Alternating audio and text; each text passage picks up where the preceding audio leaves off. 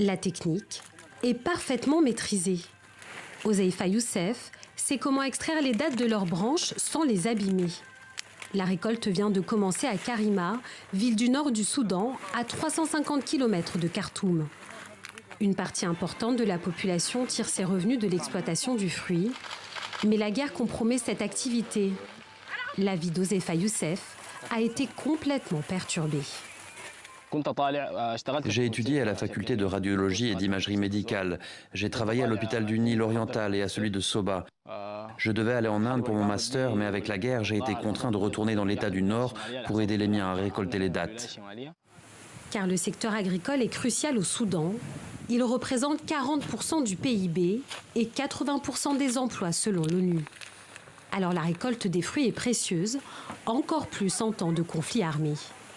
Les palmeraies luxuriantes de Karima semblent paisibles. Pourtant, les inquiétudes liées à la guerre sont dans tous les esprits.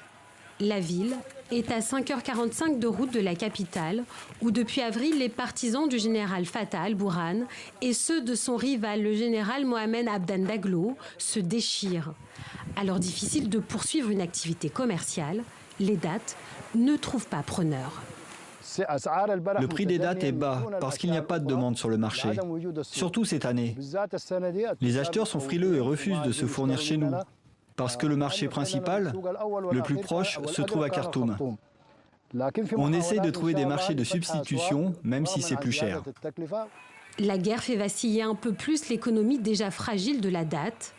Avec 460 000 tonnes, le Soudan est le 7e producteur mondial. Les acteurs économiques espèrent maintenir la production malgré les affrontements.